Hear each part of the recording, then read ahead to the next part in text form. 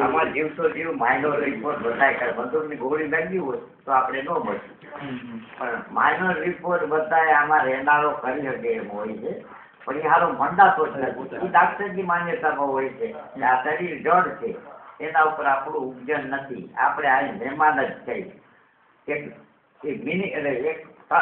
ટકો નથી ઉપજન, એવું નથી રહેતું. આ પરલોકમાં જતા હોય ને વાહનમાં ધારો કે ઓક્સિજનની ટાંકી ફૂટી ગઈ કે એવા માઇનોર રિપેર હોય, એ અંદર રહેનારો કરીએ કે એમ હોય. મોટો રિપેર હોય તો આ જમીન ઉપરથી થાય. એવું છે આ શરીરમાં. ગૌતમ બુદ્ધ તો એમ કહે છે કે જે દુખતું જે દર્દ હોય ને એમાંથી મન તમે સંપૂર્ણ કાઢો તો શરીરને રિપેર કરવાની ચાન્સ મળે.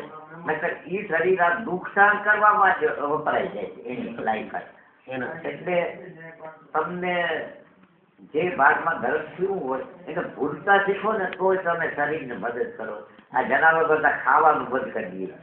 એ છે કે આ મોટી જંજાળ જીવને ભૂખ નહીં લાગી પડી ખોરાક, એને ભૂલો ને તો કેટલી રાહત શરીરને થાય.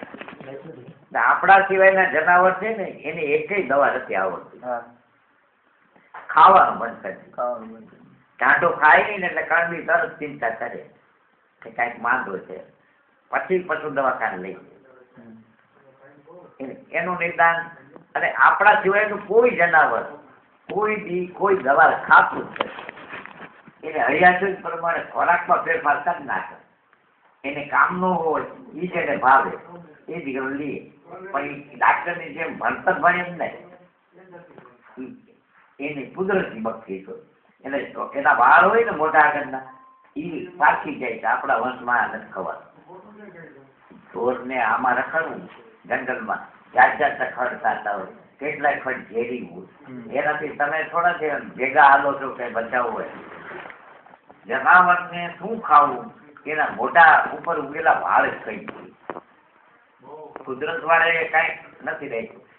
જેટલી શરીરની તકલીફો છે એ બધા ઉપર જીવનનો હાલે એવી જાતનું શરીર બનાવ્યું. માણસ તો શું છે કે બુદ્ધિમાન નમાજો છે, એને ખબર જ નથી પડતી કે શું ખાવ તો મળશે. એને ડાક્ટર પાસે જવું પડે, તો ડાક્ટરને પૂરી ખબર નથી. તો ગૌતમ બુદ્ધે એટલું જ કીધું કે તમે કાંઈ મદદ ન કરી શકો તો કાંઈ નહીં, પણ આમાંથી જીવ કાઢી નાખો ને તોય શરીર એની રીતે કામ કરવાની એને સારી તક મળે. તમે એને બીજા કામમાં રોકી રાખો. હાઈ ઓઇલમાં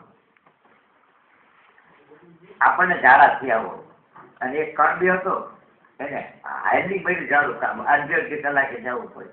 મતલબ આજે તો ખાતા હો મરી જાઓ તમે. અરે કે તમે શું બોલ્યા, ઠેલા ને ઠેલી.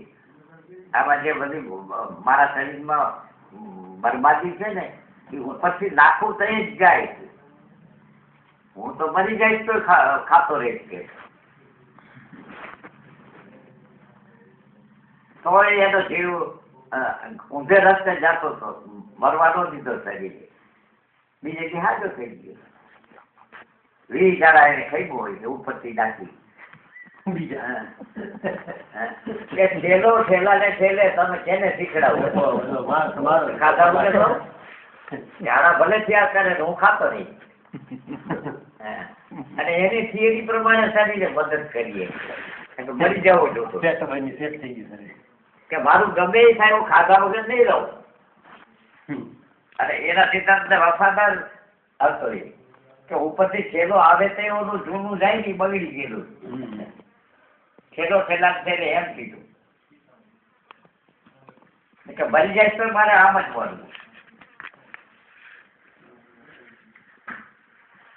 ને એમાં વાંધો નથી, પણ આપણે એટલી મદદ નહીં. આપણે 1 વાગે ખાવા બેસતા હોય ને, બીમાર હોય તો 1 વાગે ભૂખી ન લાગી હોય, આપણી જેવને વર્ષ થઈને ખાઈ લે. શરીર તો હંસો જાણતો હોય, એ પચાવે એમ લડ્યું હોય, પણ તમે તમારી હેબિટમાંથી નથી જતા કે 1 વાગે ખાવાનું ખાય. આ ટૂંકલી ભૂખ આ માણસ જાતના જીવને ખબર નથી, જનાવરને બધાને ખબર. તો પેટ ખાલી થયું આ તો ભેગું હોય તો નાખે. અને અધવચારે જે નાખો ને કોઈ બી ચડે નહીં. અમારે તમે ખીચડી રાખી હોય અધ્વચાર ચડી રીતે બીજી ખીચડી બોલો એવા હાલ થાય. મને વિષય કરાવી દીધી.